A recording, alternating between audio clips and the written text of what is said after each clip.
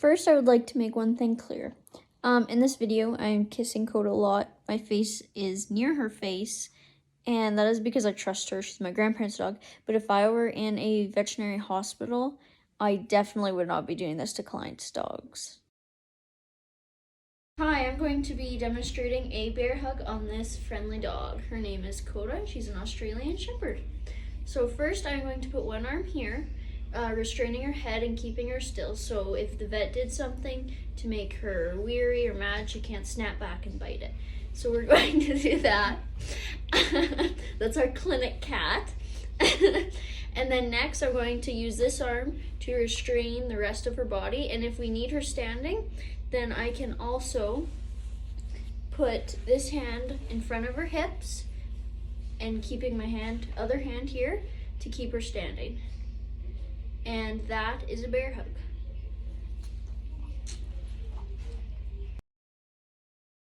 Hello, I'm going to be placing Coda in lateral recumbency. So first I'm going to get her in front of me, and I'll just calm her down and make her feel comfortable. And there's a few ways you can get her into lateral. One is by petting her and making her want tummy rubs and get her to lay down by herself, but sometimes they don't want to do that. So there's another way, and I'm going to demonstrate that. So first, I'm going to take this arm, place it over her neck, and grab her ankle of her front paw closest to me, and then my other hand will go over her hips and grab the ankle of the other paw closest to me. I'm going to lift her up and slide her down slowly down to my knees. And you can't really see, but I'm still holding on to her feet. I have my one forearm over her neck, not enough to choke her, but enough to hold her. See? And this one, I'm still hanging onto this one, and have my other forearm over her hips so she cannot move. And when I'm getting her up, I'm going to make sure she gets up slowly in the same way she went down. So here, Coda, come here. Slow. And there she is. I just placed a friendly dog in lateral recumbency. So I will be restraining Coda here for cephalic blood collection. So first I'm going to get her into a sitting position. If they are not used to the commands, you can manually do it by placing your arm underneath the bum and pulling it into sitting just like that. And with this arm, I'm going to restrain her so she can't back out. Yes. So then, and with this arm, I'll be holding so that she can't snap or bite whoever's doing the blood collecting. So then now I will take the arm farthest away from me, and I will hold behind the elbow and extend it out for the person taking the blood.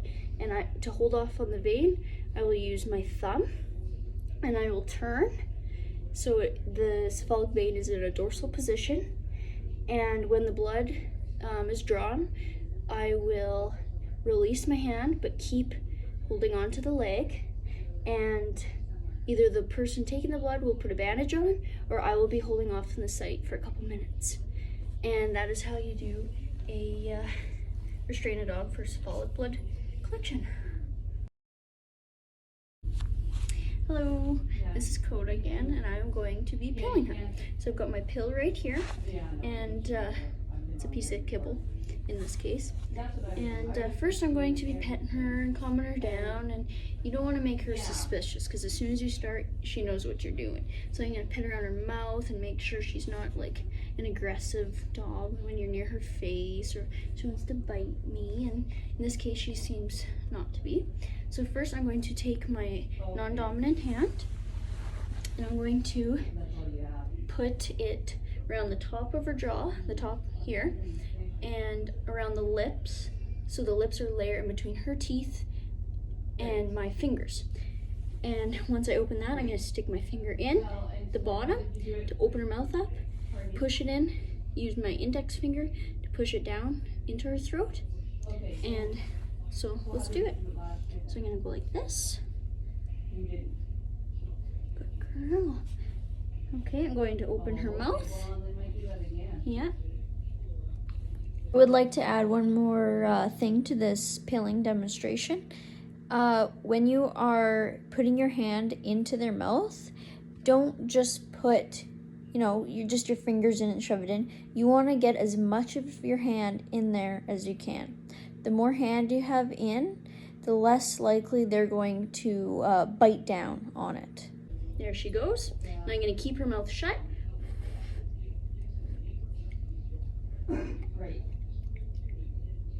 And I'm going to blow in her nose, hopefully making her swallow or rubbing her throat. That helps as well. And you always want to check, just in case, because dogs are really bad for hiding their pills once you think you got them down. So I think she licked, so that means she might have swallowed. So I'm going to open up her mouth, do a quick open using the same technique. And I don't see it anywhere. Good girl, good girl. Yeah, this is a good girl. And that was pilling a dog. This is Coda, she's back. And today we're going to be doing demonstrating how to restrain her for a saphenous blood draw. So how we're going to do that, we're going to put her in lateral first. So I already demonstrated this, but we'll do it again. You can either pet her to get her laying down on her own, and if she doesn't want to, then you can do it this way. Take it over the neck and shoulders and grab the leg closest to you, and the same with your other arm over the hips. Find the leg. We're going to lift, slowly bring her down, and hold. This one over the hip, this one over the neck. Not enough to choke her though. And while I'm doing this, the person drawing the blood will be right here. So she'll be drawing it out of this leg. So I'm going to extend it from behind the heel and hold right here, if you can see. And the person drawing blood, if she was really flailing around, they could also hold the bottom leg, but Coda's doing good. So I'm going to hold off on the vein right here, turn, and once the blood is drawn, I can release my grip but hold the leg and either hold the site of blood draw, or the person drawing the blood will put a bandage on. And once that is done, I can let her up nice and easy, the same way she went down. And there's a saphenous blood draw for you. Good girl. So if I were faced with a situation of leashing a dog in an exam room with just her and I, then this is what I would do. So first you want to get a slip lead or leash. With a slip lead, it has a loop on the end that you can loop it through. So it looks like this. But this is just an ordinary leash, so I'm just sticking the end through the handle and just like that. Or the other option is to take the handle and turn it on itself, pull it through, and then there you've got the same thing.